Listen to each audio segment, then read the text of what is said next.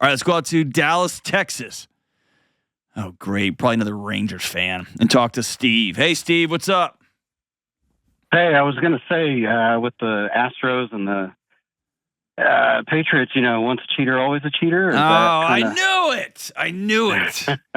7-11, we got our first title. So, I'll give you this one. Good. It feels good the first time, doesn't it? It's just so exciting. I want to tell everybody. It was amazing. Oh. And I lived in Houston for a couple of years, so I feel your love. All right. I'm there. Astros rule. Astros rule. All right, what's up, Steve? What's up? By the way, Steve, you're a very smart human, and I think you're the best. Thank you. Kelly does drugs. All right, so what's up? To put it plainly, I suck at being married. I'm on my third one. It's on thin ice now. We've been together 9 years and married almost 5. Couple of things. I have trouble working together on projects that she thinks we should, like cleaning out the garage or working on the barn, taking care of the lawn, stuff like that. She wants to help. She asks me questions or make suggestions or whatever, and I shrink into myself. I shut down. I get short with my answers and comments to her. I normally feel like I do best just figuring it out myself and doing it that way. Secondly, I've hidden purchases from her over the years. I've had my family buy gifts for friends with my own spending money, but I haven't told her about it.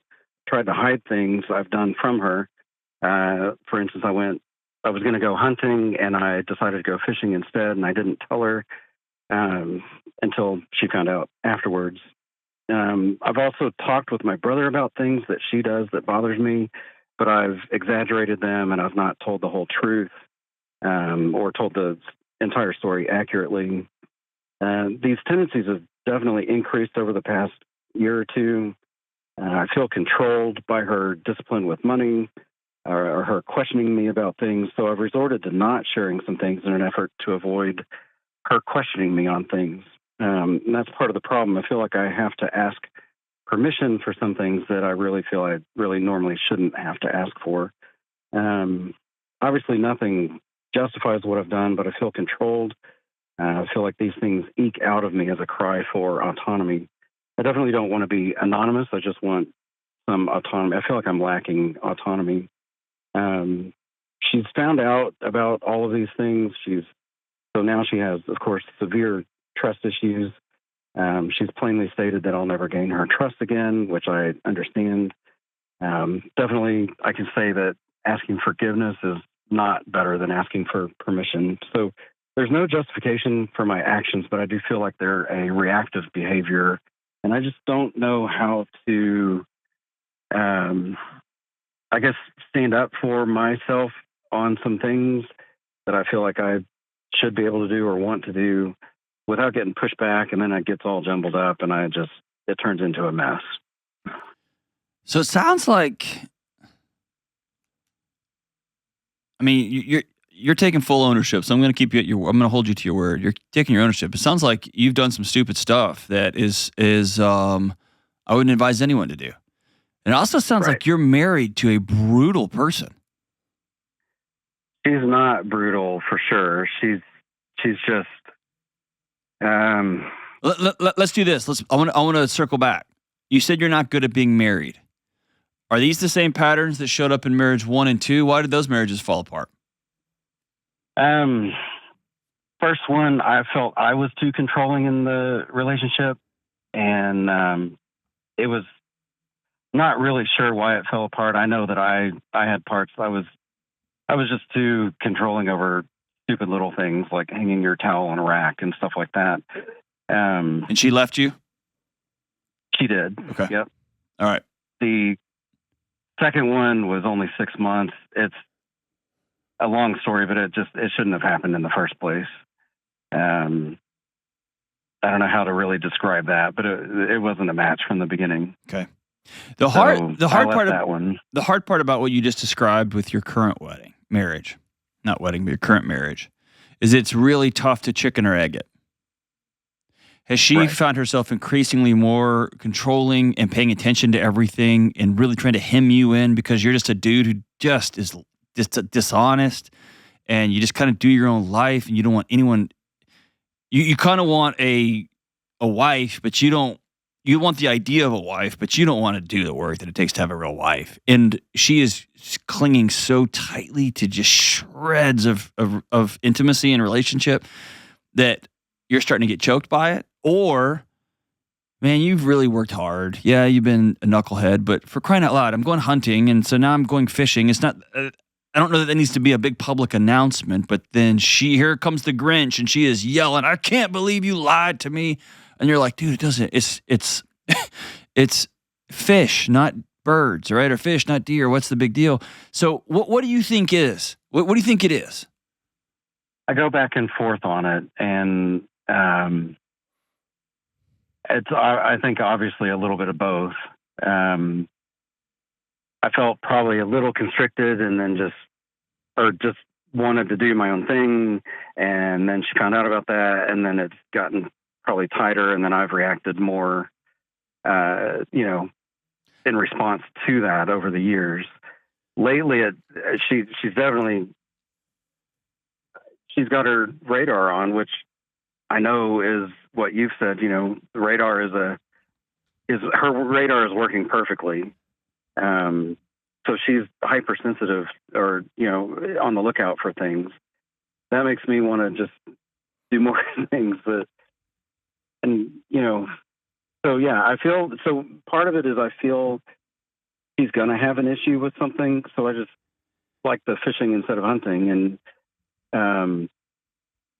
so I just went and did it, and then she found out later. So I want to share those things with her, but I feel like a lot of things are kind of a bigger production. All right. So why have you never said that exact sentence? Because I hunt a lot, and I'm trying to think, if I told my wife, "Hey, we're heading out to go hunting tomorrow morning," and I leave way before I leave like at 4 a.m. So I head out, and I get to where we're going, and one of my buddies shows up, and he's like, "Dude, let's go fishing." And I'm like, "No," and he talks me into it. Right. I can't imagine that I would feel feel compelled. I might text my wife once I knew she was awake, just in case something happened, that she would know I'm on a lake somewhere. But we have that trust established that she'd be like, you're not here. I don't care what you're doing. You see what I'm saying? Right. So why haven't you said, I'm trying to even make that a big deal in my house, and it's just not, but why haven't you sat down and said, "Hey, I want to bring you into my life, but I can't"? Or we have, okay. I don't feel there was a big resolution on it, but that was our latest conversation, was I want to share these things with her, but I don't feel that I can sometimes. But can you not, because she is an overbearing nag? It's her way or the highway. For sure. Is that true? Or is it because you don't want to do marriage with somebody? You just want your own life. You don't want anyone to tell you how to do the yard. You don't want to tell you when to do the yard. You don't want anyone to tell you about your clothes, your life, your house, anything. I want the towel hung up where I want it hung up. I want everything to be the way it is. And what you're looking for actually is, you want a maid. You want an employee. No, not that for sure. Okay. Then what is it, man? Because here's the deal. At the end of the day, y'all are choosing this misery that you have.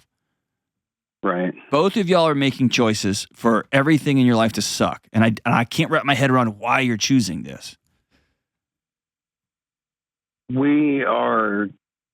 Ordinarily, we have this amazing connected relationship. We even share the same pillow.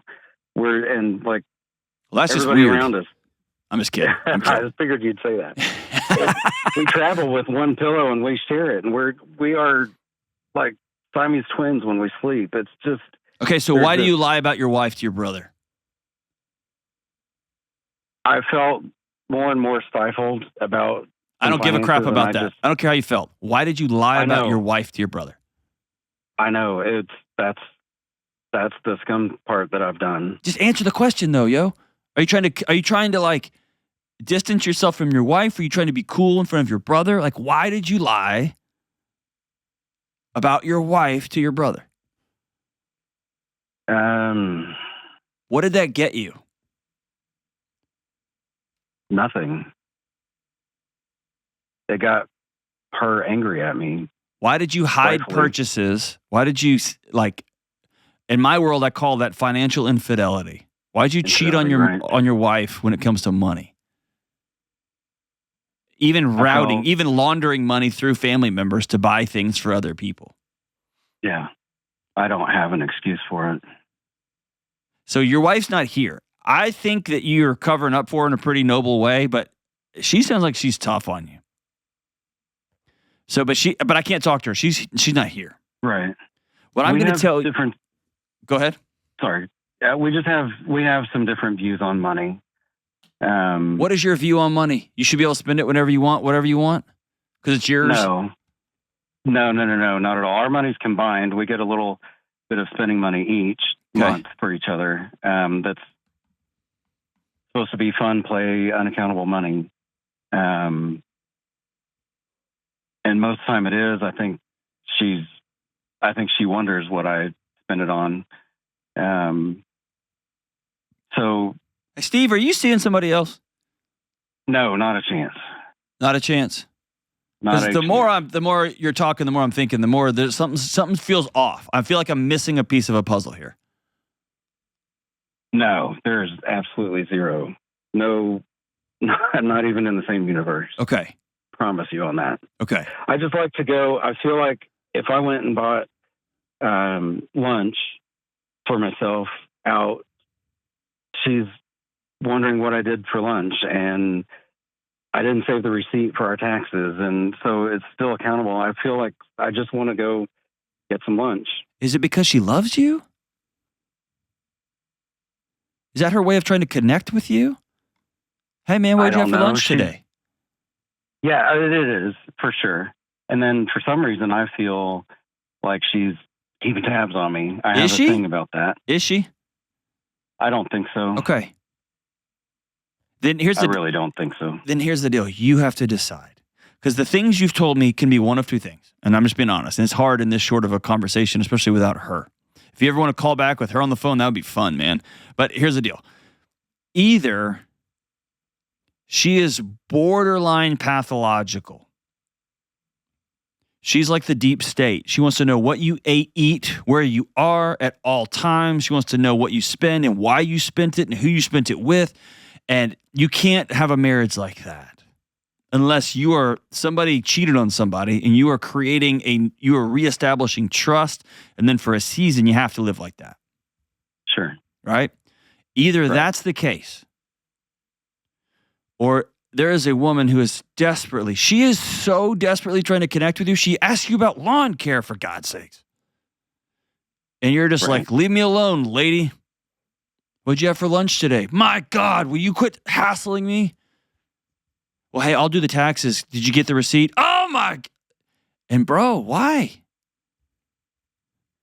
That's what I was hoping to get help with. I don't know why I have this. That's why you're the one. She's not a nag. She cares about me. We care deeply about each other. But I resist some things, and I don't know why. Why do you hate Steve?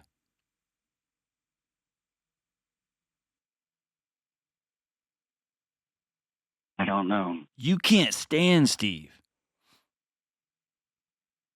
And if Steve gets brought out of a shadow at any level, from what Steve had for lunch, for who Steve dated in high school, to what Steve's thinking, Steve feels buck naked in Times Square, totally exposed and terrified, and he lashes out or he goes undercover to keep Steve from being seen, because Steve doesn't want anyone to see Steve, because Steve doesn't like Steve.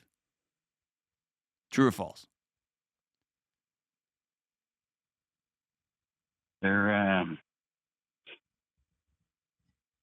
you struggle with pornography? No. What's your vice?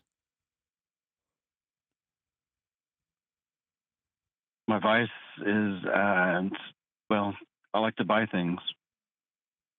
How much have you bought that she doesn't know about? That she doesn't know about? Nothing. She knows about everything. Okay. Here's the deal. I love you enough to tell you this, brother.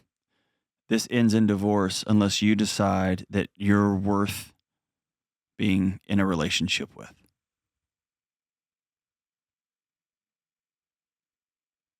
period. And that means you have to let some people connect with you. And if something like, my goodness, when I used to do a lot of crisis response stuff, I was showing up to people's homes and there was dead bodies, there was body parts, there were brains all over the place. And my wife tried to connect with me. And I finally said, hey, you don't want to know what I'm seeing at night. So I don't feel comfortable talking about it, but I will tell you, last night was a really rough one. And when I say that, it would really mean a lot to me if you just give me a hug. Or one night after I had to show up and there was some kids that had passed away. It was a real gnarly situation. I woke up, I went in my kid's room, in Hank's room. He was really young, and I just held him. And he was dead asleep. And then I come out of his room, and it was like in the middle of the night. I had to hold my son. And the next morning, my wife was like, man, what were you doing? And I was like, hey, I don't want to talk about it. So there's that.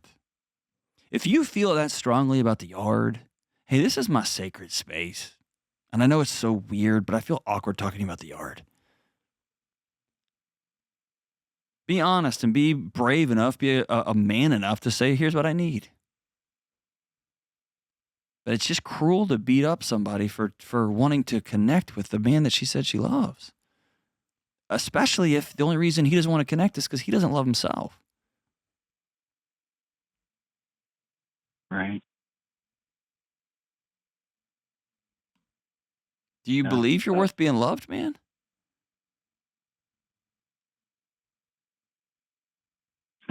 Sometimes.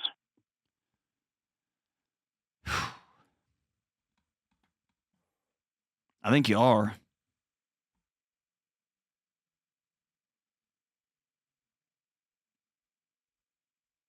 Here's my path forward for you, man. And I know this is brief. You and I could probably talk for another couple hours, and I'd love just to go have a drink with you one day.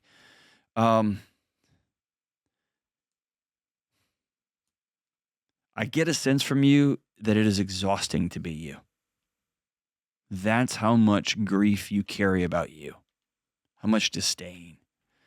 And you have to hear me say, my friend, please, I know we're on the phone and you can't see me. Please listen to this. Your wife is trying to love you, and you're worth that love, period. Any story counter to that is not true. It's a lie. And so the goal here is to stop running from that woman loves me and to start leaning into, okay, I'm going to practice being uncomfortable in her presence. I'm going to tell her that. I love you so much. And every time you try to connect with me, my body screams, you're not worth her. And it has to stop now. And that's nothing she's going to have to fix. You're going to have to be the guy that says, I am going to allow myself to be seen. And that's going to start with you keeping a daily journal practice. That's going to be you deciding on a weekly basis to sit with your wife and say, how can I love you this week? That's going to be you deciding to go see a counselor because you have to go seek some professional help for this. Period, dude. Period. Stay on the line. I'll get you 3 free months with my friends at BetterHelp. I'll at least get you going. You can start seeing somebody within the next 24, 48 hours.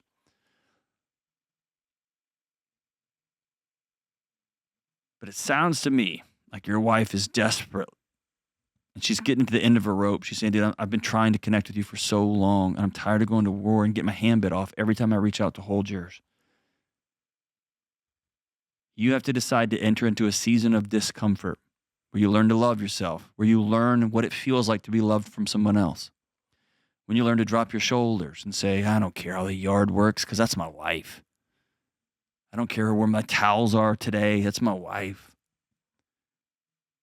And then in those moments that you do need something, you don't say, you need to do that. You say, hey, when I go to lunch, I don't think it through. I just order like a sandwich or whatever. I don't pay attention.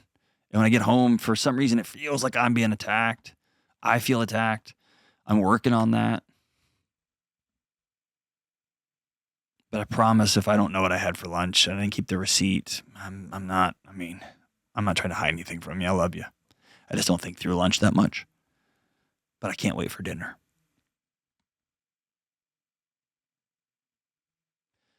Whew. I feel like this one's gonna